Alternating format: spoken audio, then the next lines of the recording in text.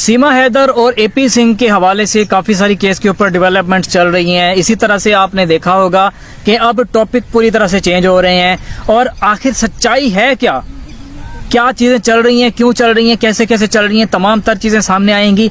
और इसी तरह से एक नई अदालत में भी ये केस शुरू हो चुका है, जहां पे एपी सिंह के खिलाफ एक रिपोर्ट दायर कर दी गई है कुछ वकीलों की तरफ से। वकीलों की तादाद थोड़ी नहीं है, अच्छी भली तादाद है, तकरीबन 40 प्लस वकील हैं जिन्होंने इस केस को दायर किया है एपी सिंह के खिलाफ कि ये अपने जो अथॉरिटी होती है, जो जिसके ऊपर इसको मिला हुआ है, ये पक्ष मिला हुआ है कि ये एक वकील है, इससे ये चीज़ें हट सकती हैं, इस वकील को वकालत से हटाया जा सकता है। इस चीज़ के ऊपर ये केस किया गया है कि ये अपने नाजायज़ फ़ायदे उठा रहा है।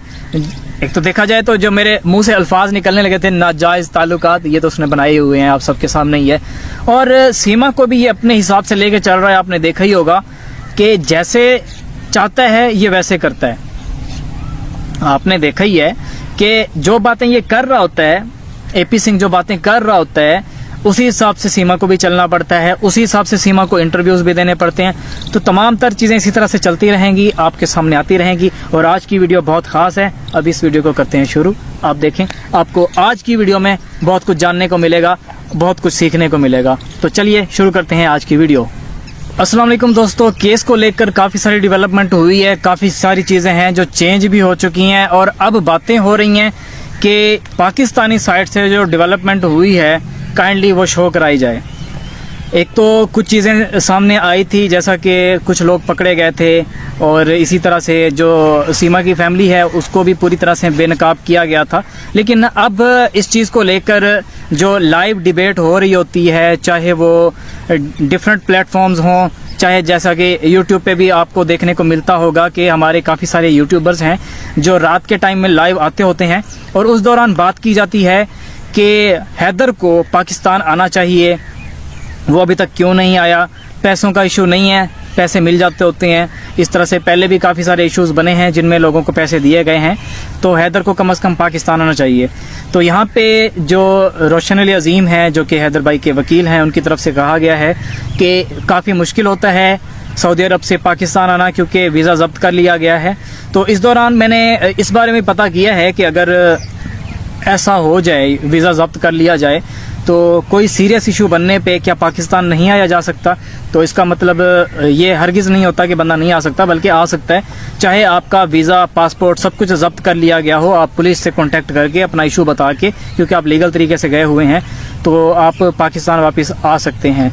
इसी तरह से अगर आपके पास आपके डॉक्यूमेंट्स नहीं हैं तो आप उम्रा भी नहीं कर सकते। तो इसलिए ये बात कहना कि हैदर भाई के पास डॉक्यूमेंट्स नहीं हैं या फिर उनके पास उनका जो वीज़ा है या बाकी चीज़ें हैं वो नहीं है, तो ये बात गलत होगी। अभी शायद उनके पास पैसे नहीं हैं और वो क्योंकि खुद गर्ज इंसान है, तो इस वजह से थोड़ा टाइम लगा रहे हैं और उम्मीद है कि बहुत जल्द पाकिस्तान आ जाएंगे, जैसे इस केस पे इतनी कोई डेवलपमेंट हो चुकी होगी जो हमें चाहिए, देखने को मिलनी चाहिए उस हिसाब से। तो दूसरा आपको मैं ये क्लियर कर दूं कि हैदर भाई के जो वकील हैं उनकी तरफ से ये कहा गया है कि अगले महीने की 2 तारीख, जो अभी एक तो चल रहा है ना, ये ख़त्म हो जाएगा, अगले महीने की 2 तारीख तक कुछ ना कुछ वो बड़ा सामने लेके आएंगे। पहले भी उन्होंने एक बार कहा था लेकिन अभी तक सामने नहीं लेके आए। शायद वो चाहते होंगे कि जो जिस चीज़ को वो लेके आना चाहते हैं वो बंदे पहले पकड़े जाएं, शायद वो कोई बहुत बड़ा सबूत मिला हो किसी बंदे के हवाले से और वो इसलिए ना लेके आए हों ताकि वो बंदा पहले पकड़ा जाए। तो हमें फ़िलहाल पॉजिटिव रह के तमाम चीज़ों को पॉजिटिविटी के हिसाब से देखना चाहिए और बच्चों के बारे में हमें मैक्सिमम जितना भी हो सकता है एफर्ट्स जितनी हो सकती हैं हमें करनी चाहिए और जो कि की भी जा रही हैं। ख़ासतौर पे हिंदुस्तान से मैंने यही देखा है कि जो लोग हैं वो यही चाहते हैं कि जल्द से जल्द बच्चे पाकिस्तान जाएं और अपने बाप से मिलें। और जिस तरह से कि आपने देखा भी है कि सीमा बच्चों से बात नहीं करने दे रही, तो हम ये भी नहीं कह सकते कि बच्चे बाप के साथ अटैच नहीं थे। अगर बाप के साथ वो अटैच नहीं थे तो वो तो फिर ठीक है, सीमा को चाहिए था कि ठीक है जी बात कर लो, हैदर की बात करा देती, लेकिन बच्चों से बात नहीं कराई जा रही। इसका मतलब यही है कि सीमा में ही खलल है। जो चंद लोग ये सोच रहे हैं कि पाकिस्तानी साइड से डेवलपमेंट नहीं हो रही या फिर इस केस को लेकर वो इश्यूज़ को क्रिएट करने की कोशिश कर रहे हैं, काफ़ी लोग आपने लाइव पे भी देखे होंगे जो इश्यूज़ को डाइवर्ट करने की कोशिश कर रहे होते हैं।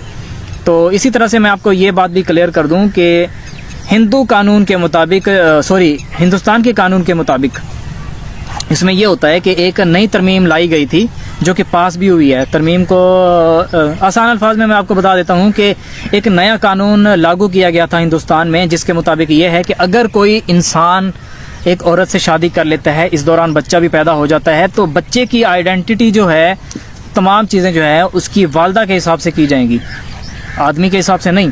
तो जो बच्चा अभी सीमा का पैदा होना है, जिसके बारे में इतनी बातें चल रही हैं, अभी ये सीमा की तरफ से तो इस बारे में अभी कोई ख़ास अपडेट्स नहीं दी गई कि कब तक होना है ये सब कुछ, बच्चा कब तक पैदा होना है या बाकी चीज़ें।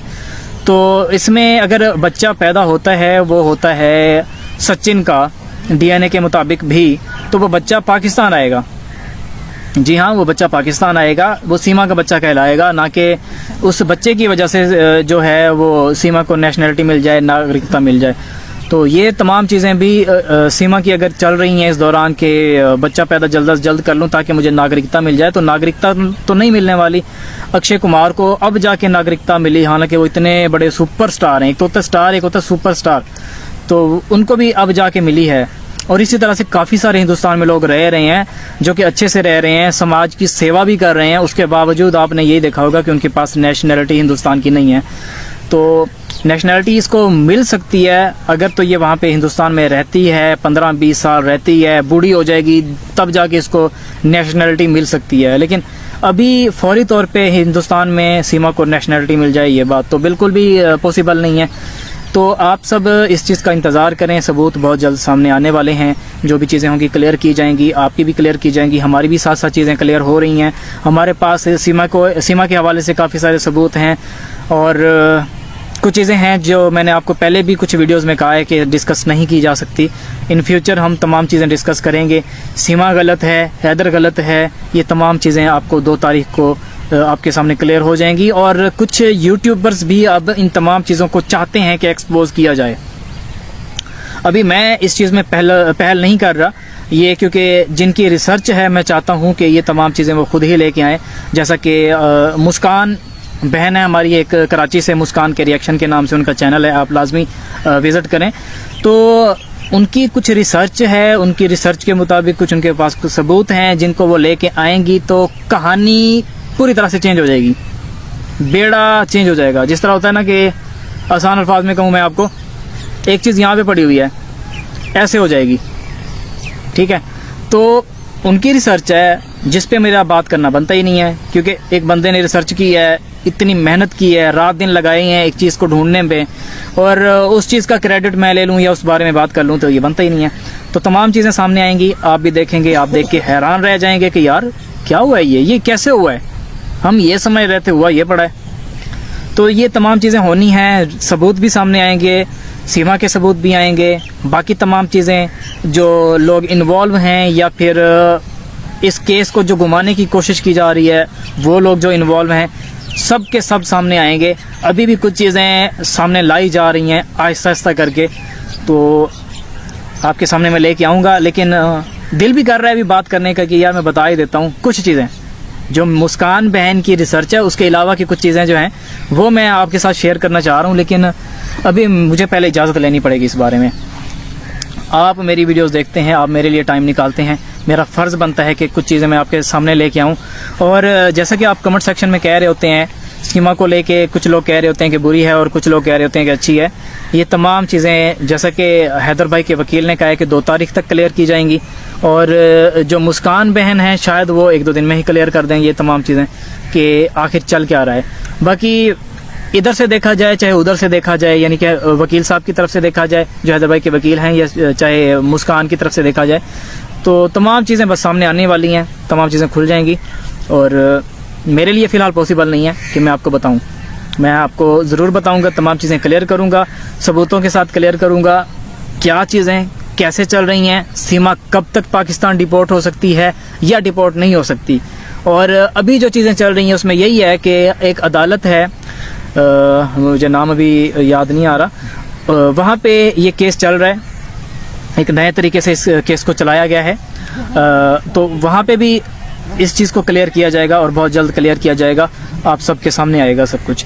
तो उम्मीद करता हूँ कि ये तमाम चीज़ें जो आज मैंने आपको बताई हैं आपको काफ़ी हद तक समझ आई होंगी, और केस के ऊपर जो डेवलपमेंट हो रही है उस हवाले से भी तमाम तर चीज़ें आहिस्ता आहिस्ता सामने आ रही हैं, वक्त के साथ साथ सामने आ रही हैं।